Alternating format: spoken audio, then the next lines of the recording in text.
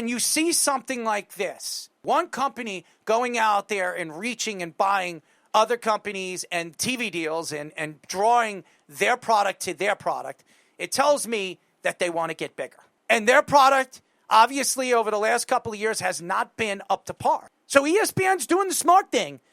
Obviously, their CEO and CFO and their chairman knows what he's doing. He knows what WWE brings to the table. He knows what the NFL brings to the table. And he knows that the NFL Network was dying because of their coverage when it came to over the last couple of years, when it came to their product. Now, I don't know why the NFL agreed to this deal unless they were getting something under the table or getting more money under the table. Again, I don't know, and I'm not going to drop any accusations that I don't know. What I do know is ESPN now is one of the biggest organizations when it comes to professional TV and sports. That's what it is. You don't want to believe it. Fans are not. There are a lot of people that I know are not drawn to ESPN. They're not big ESPN fans. I always was. I loved ESPN.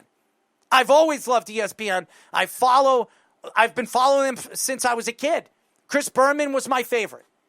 Dan Patrick was my other. So I've always stuck behind ESPN. But over the years, their broadcasting and their coverage of Monday Night Football, let's be honest, has not been good.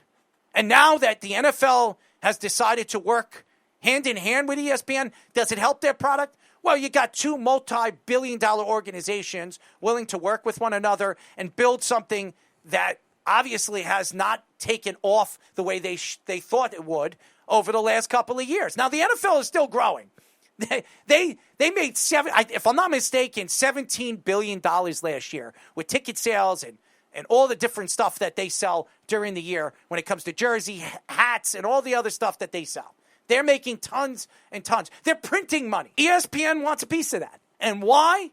Because ESPN believes that putting the NFL Network in the WWE center stage on their product, it could take their product to levels they have not been to. And that, to me, is the difference here. I think that the NFL understands likely that they go to band together. And I think other organizations are going to do the same as well. You look at DraftKings and FanDuel. They're competing against one another. Eventually, they're going to want to compete against ESPN, and they're going to want to compete against those other organizations. Prime is coming out with their own sports organization and sports, sports radio and sports television. So Prime is a multi-billion-dollar organization. Jeff Bezos is one of the richest men in the world. So Jeff is competing against now the NFL combined with ESPN. Is this good for media? I would say yes. I think this is great for media. I think it's great for the sports coverage. The question is, how much is it going to cost to obviously get the app? What is Disney going to charge to get a chance to watch their favorite favorite NFL shows or their favorite games? Because now the consumer is Disney Plus and Hulu. That's where the consumer is going to go and check out their games and being fans of their teams, where they're not going to be able to find the games or they're not going to be able to spend the money for the games. They're going to have to go and obviously buy the app, and it's money because you got to pay for Peacock. You got to pay for Hulu and Disney. And there's a lot of families that don't have a lot of money. They make ends meet. And again, that keeps me from going to a football game or going to a baseball game now or going to a wrestling match. Why am I going to go and spend double the amount when I could just go and buy the app and watch the games on the apps? I don't want to spend $500-$600. I'll spend a little bit more and not have to do that. And that's why a lot of fans like me, I don't go to games anymore as much as I used to. And one of the main reasons why, it's too expensive. If you want to buy a jersey at a baseball game, you want to go to Citi Field and buy a jersey, they're almost $200. $200. They're not even authentic jerseys. They're replicas. Just think about it. It's a great business plan for ESPN. Knock it out of the park. For all the ESPN people listening to the show right now, home run. Absolute home run. Now you have the NFL coverage right in your fingertips and the WWE. Who's better than you guys? The only problem here is the consumer, the people that can't afford it. Now, if they raise the stake of the app and you have to go and spend, I don't know, $40 a month to get the app. Am I buying the app if I don't have the money? Because then I got to pay for Peacock. Peacock for a month, I think, is $15. Now you're paying $40 for Disney Plus or Hulu. That's $40. And I don't know how they're going to work that out. And again, we don't know. This just happened. Are they going to negotiate a deal where you're going to have to spend a little bit more on the app to get the football coverage? You could get the app for $7.99 or $10, but you're not going to get the football coverage unless you pay a little bit extra. I don't know how the NFL and ESPN are going to settle this deal and where it makes sense. But it's an interesting story. It really is. When you're trying to find something to talk about, ESPN is trying to take their product to the next level. I respect the company for what they're doing. I'm not going to overload and tell them they're stupid. They're a smart organization. They have money behind them. They got Disney behind them, and they got some of the best executives behind them when it comes to making moves like this. The only thing that worries me for the consumer is how are they going to afford it if they boost up prices, or the consumer saying to themselves, why, if I'm going to spend money to watch, I don't know, something on Peacock, am I really going to dig deep into my pockets when I got kids to buy sneakers for the school year, or books, or I'm going to my kids are going to private school, I got to pay for their jackets or something, of books or something like that. Am I going to dig into my pockets to pay for an app that I can't afford? Pat McAfee's involved with everything. I know that. He's involved with the WWE. He's involved with the NFL. He's involved with college football. The man's involved with everything, and ESPN loves it. This deal was really mainly the fact that they made that move to bring in Pat McAfee. Now Pat McAfee's right smack in the middle. One of the biggest shows when it comes to football, and right now for ESPN, they brought Pat McAfee in because of his fans and the consumer. They wanted to draw more fans to their product. And now that you have the NFL and the WWE that has a tremendous amount of followers, that takes their company to the next level. I think that's what's selling to the ESPN and the ESPN family on why they made this move. The question is, going back to what everybody has been saying and what I've been reading is, does this help the consumer? Does this actually put the consumer in the driver's seat if they want to buy the product now? And I'm reading Merck So Saucy right over here on, he's posting up, well, if you got cable or Sling or YouTube TV, you get everything for free. I don't know if that's possible anymore. Do the NFL now, does ESPN have the rights to the NFL where you can't take it off of those, take it off of those things, where you can't watch it on that anymore? The ESPN family has the Manning coverage, and that's good for the Manning coverage, because now what are they going to do with the Manning coverage? Well, they're going to put them center stage on the app.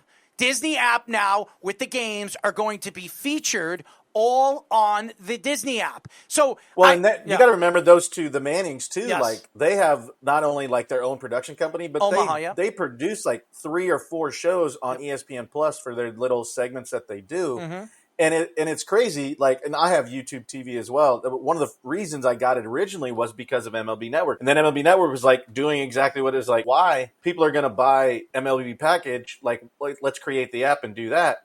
But Speedy, you brought up something I want to ask you guys about, like when you were talking about, I know the Big Ten does this. I don't know other conferences, but you brought up something that's interesting. Do you think it could ever get to a point where, okay, Errol, you're a Jets fan, right? Where you can buy a package that is just Jets games? Because like a Big Ten, you can have the whole Big Ten conference, or you can just pick Nebraska for their sports. Like, do you think it could ever get to that where it's just you pick your team? If you live in New York, you're going to get the Jets games on CBS. They own the rights to the Jet games. All the AFC East games are, if you live in Miami, you're going to get all the Dolphin games. Now, I don't know what this contract is and how this contract is going to work, but maybe with the way the NFL is working it, do they have a contract now that after CBS is done with the AFC East, maybe the contract will start to entwine into the ESPN app where you can't watch the Jet games unless you buy the app? I don't know what this contract really lies until we read it. All we know right now is that ESPN and the NFL Network are working together, and so is the WWE. Now, the specs of the contract obviously will come out probably in more depth as the season progressively moves forward. What bothers me here, and I understand what you're saying, Jabba, maybe it does. Maybe there is a way where you get all the Jets coverage on the app, and you can find the Jets coverage on the app that way, or the Giants coverage, or the Miami Dolphins coverage, or the Arizona Cardinals coverage if you're an Arizona Cardinals fan.